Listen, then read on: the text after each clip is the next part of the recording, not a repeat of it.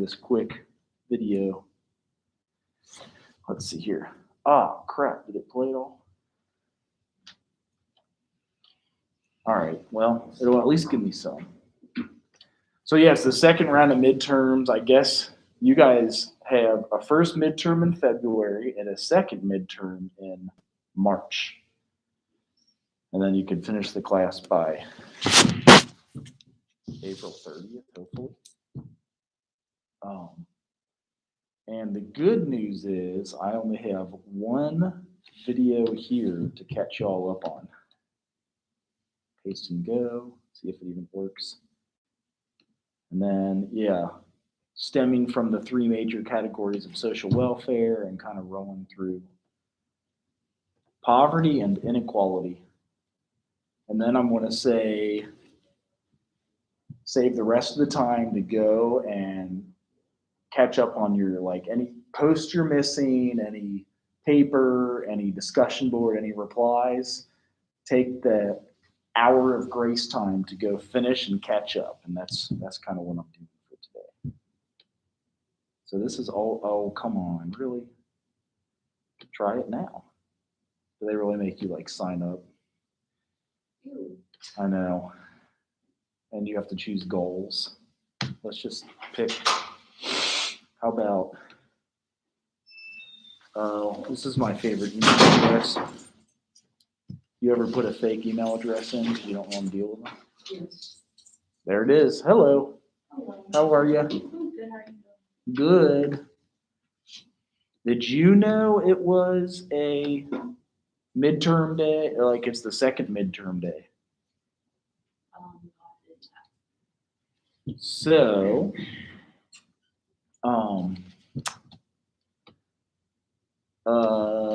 I'm trying to catch us all up on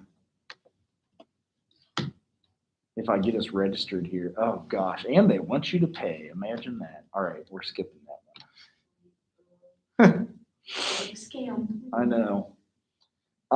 So yeah, I was going to just kind of click through on chapter 8 here, some of the stuff on poverty, see if you guys have any questions, and then say take your hour of grace period here to catch up on your anything you're missing. So if it's discussion boards, replies, the paper, whatever, and I'll go do all of the midterm stuff to make sure we're caught up. Do you guys have any questions at this point?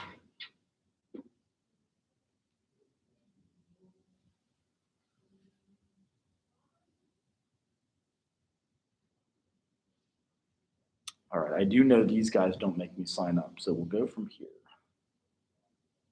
About social class in the U.S. and poverty. Social class in America God, can be hard to talk about, and not just because you may find it awkward to discuss who's poor and who's rich or who has more power and who has less. As sociologists, the difficulty for us is in pinning down exactly what we mean by social class. There isn't just one definition, and the definition will depend on what society you're in. By Marx's definition, we have bourgeoisie, who only needs production, and the proletariat, who do labor. But this might be too subjective for our listeners. If you own a small store and you work there, which category do you belong to? Your name probably looks more like that of a retail employee than that of a CEO. But Marx would put you in bourgeoisie because you own a business and hire workers. So let's try another definition, one that's more in the tradition of our old friend Max Weber. His theories were more about what kinds of opportunities a person's class gives them. The owner of a big company has different opportunities than the owner of a small shop. They'll both have different resources available to them than somebody who manages an office or somebody who works at a factory. So in this case, a social class can be defined as a group that's fairly similar in terms of income, education, power, and prestige in society. And we can use this definition to better understand the social classes that make up society in the United States. And it can help us to answer some of the questions they raise, like, is there more than one kind of upper class? How can the middle class fit everyone who thinks they belong? And what does poverty in America really look like?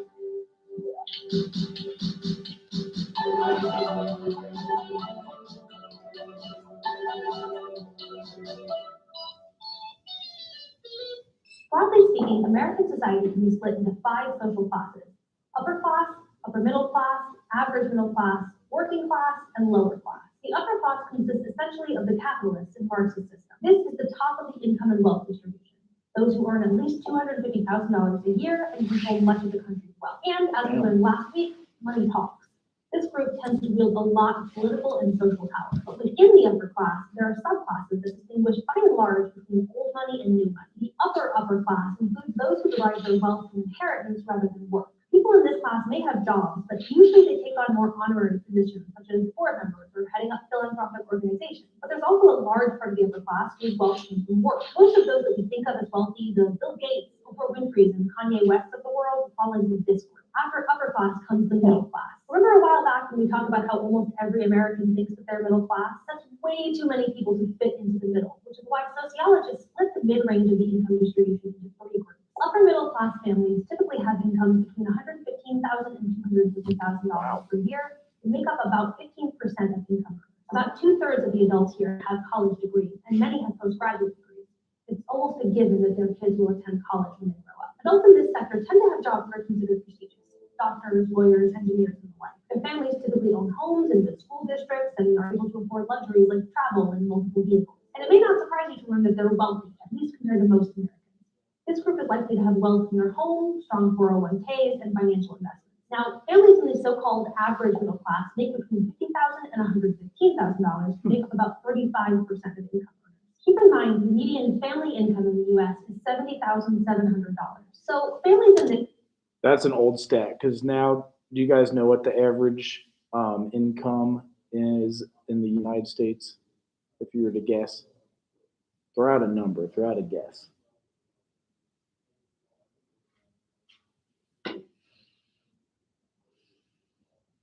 Per year. And Corona's messed up. It's per year, yeah. So it even changed since last year, believe it or not. It was only 20, 30 grand. That is, so 30 grand does put you in the upper 1% of the world in the globe. Per year? What's that? Like per year? 30,000 per year. So in the US though, it is, last year before Corona, it was $54,000 a year. It's gone down now to $48,000 a year is the average. And I think about 50% of earners make less than 30,000 a year in America. This group still tend to own their own homes, but the mortgages might be more cumbersome. And they have some wealth, usually tied up in their home or a modest retirement savings account. About half of this group is college educated, though they're more likely to have attended public universities than private schools. And average middle class jobs are typically so-called white collar jobs. Think office workers, teachers, and middle managers. In contrast, most blue collar workers, or those whose work is primarily based in manual labor, fall in the lower middle class. About 30% of Americans are in this category, with incomes ranging from about $25,000 to $50,000 a year. And that actually in Ohio, you can do okay in that range. I mean, you probably would need to be more in the 30s, but in the Midwest and states like Ohio, you can survive off of 30, 40,000. Lower middle class families are less likely to own their own homes and typically hold little to no wealth. The most defining feature of this social class is the type of jobs that are associated with it, namely manual labor, which is what I often refer to as the working class. Factory work, construction, manufacturing, maintenance work, all of these jobs generally fall under working class occupations.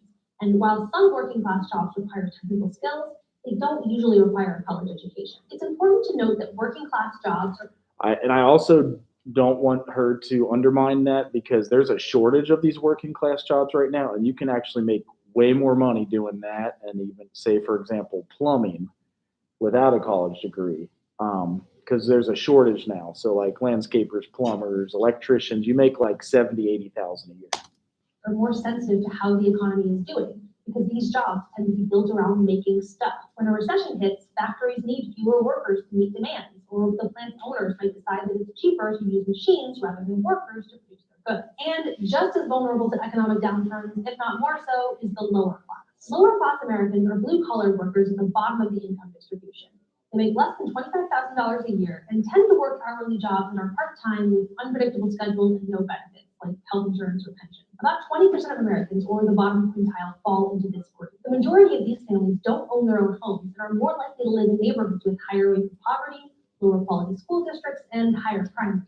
In contrast to an upper middle class family whose children are likely to go to college, only 9% of children born in the bottom income quartile complete a 4-year college degree. And the lower class also includes many Americans who are living in poverty. The U.S. government sets an income benchmark called the federal poverty level, a threshold that's used in part to determine who's eligible for public assistance programs like food stamps or health care. As of 2017, the federal poverty level for a family of 4 is $24,600. And 13.5% of Americans live in households below that. The government arrives at this figure by estimating the minimum annual pre-tax income needed to pay food, shelter, transportation, and clothing costs for a given household size. Of course, what's poor in the United States won't be the same as in other countries.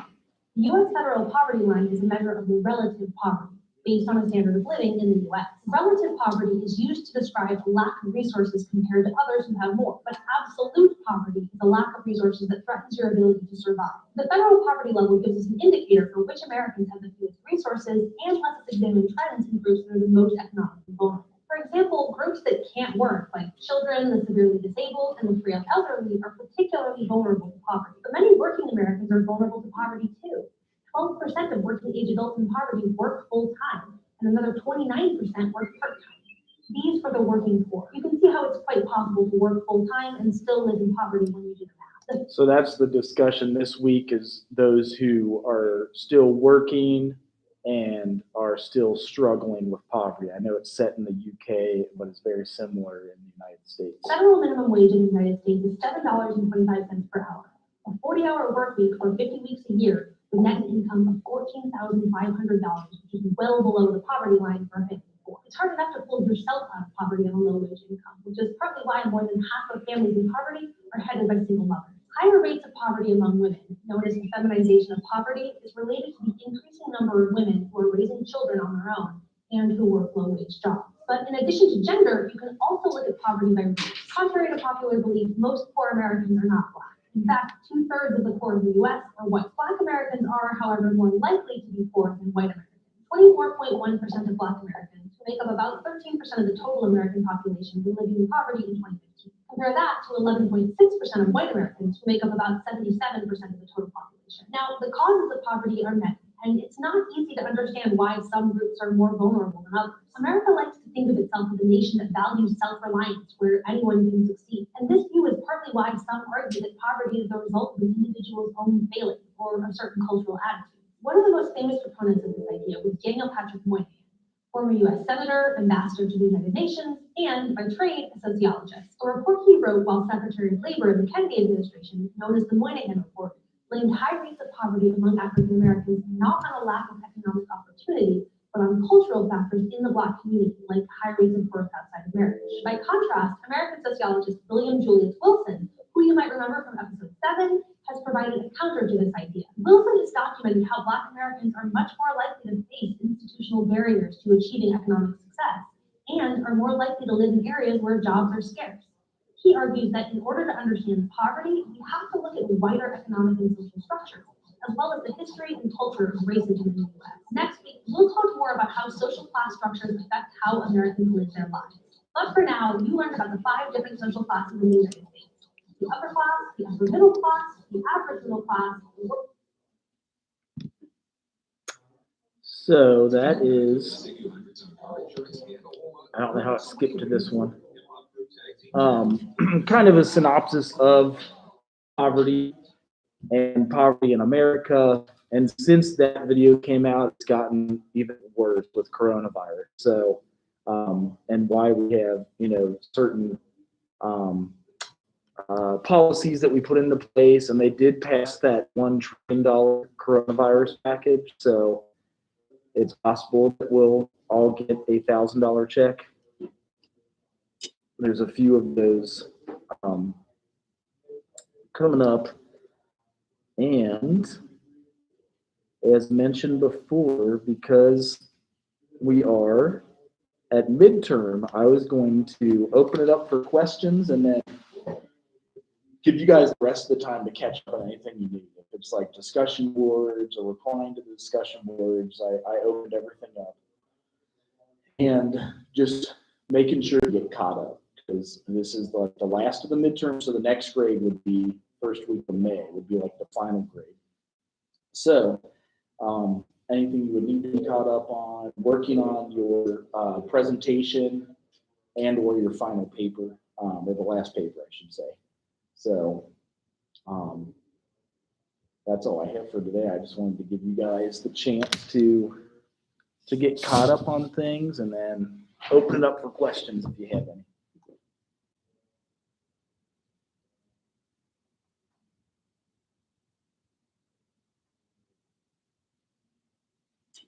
The next few weeks is some discussion boards with the hybrid model of class about poverty policy, when policy succeeds, and then when policy fails. So that like rounds it off. The last one, when the housing crisis kind of crashed our economy in 2008.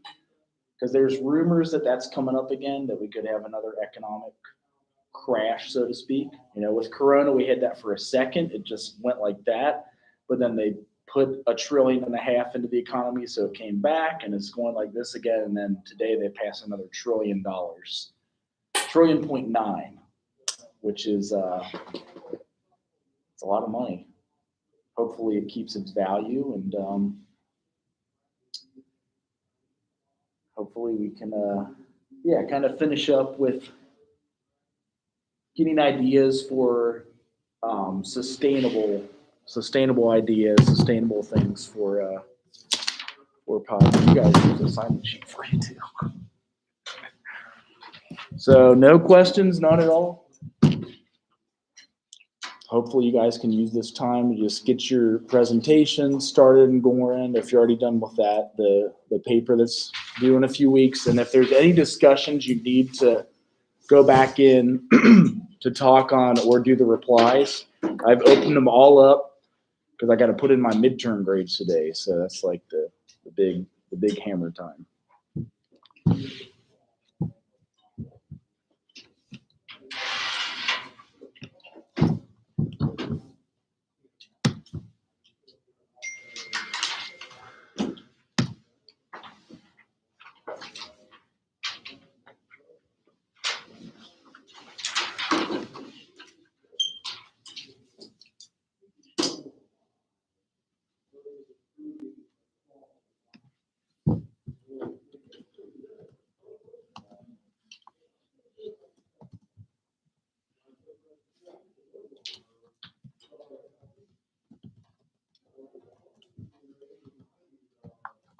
All right.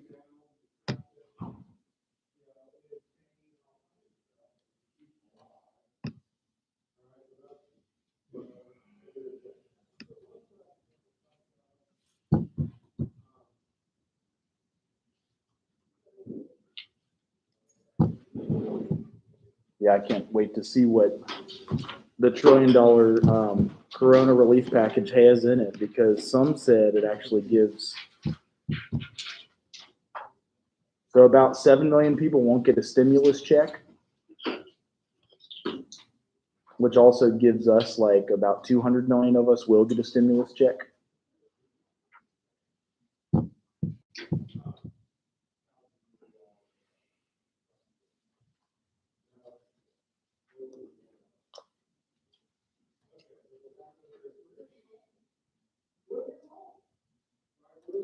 So yeah, that's actually just passed.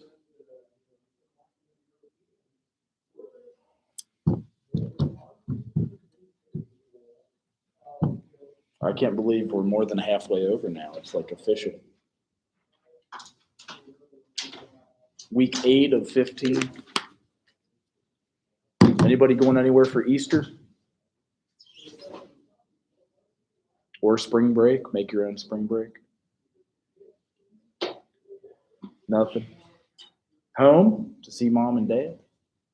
Are you guys allowed to go home? I guess that's the question. I'll go home anytime I need to. That's what I was I don't thinking. have nobody tell me I can't go home. But isn't that why they canceled spring break? I have no clue. I don't know why. I think they canceled because they don't want. I mean, they just don't have one in the schedule. Do you see one that's? Last year we went on spring break and they told us not to come back. Oh, yeah. I'm serious. Were any of you here in class last year?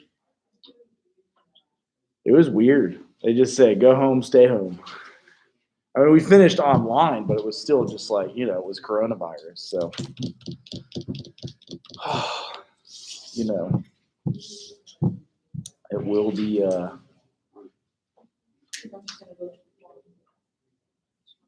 to the what?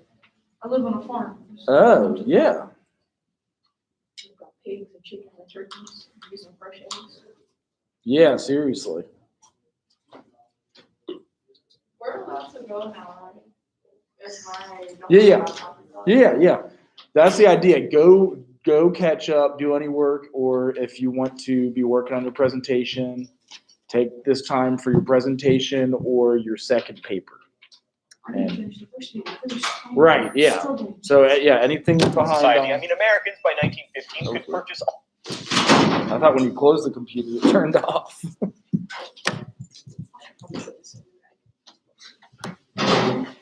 So yeah, it's kind of our grace day to get you all caught up on everything because we all need those. Trying my hardest to turn that paper tonight. Oh yeah, that's right. Trying my hardest. Well, that's the good news. Midterm grades don't matter. If you turn it around, then you're good. You don't need to. Oh, that's good. If you have an F on midterm, you can turn it around to an A. If you just, Class is the only class I have an F in, and I'm not happy about it because I have straight A's. It's a problem. you'll get it done. That's why it's open for you to do. All right, have a good one. See ya. It says no signal. All right.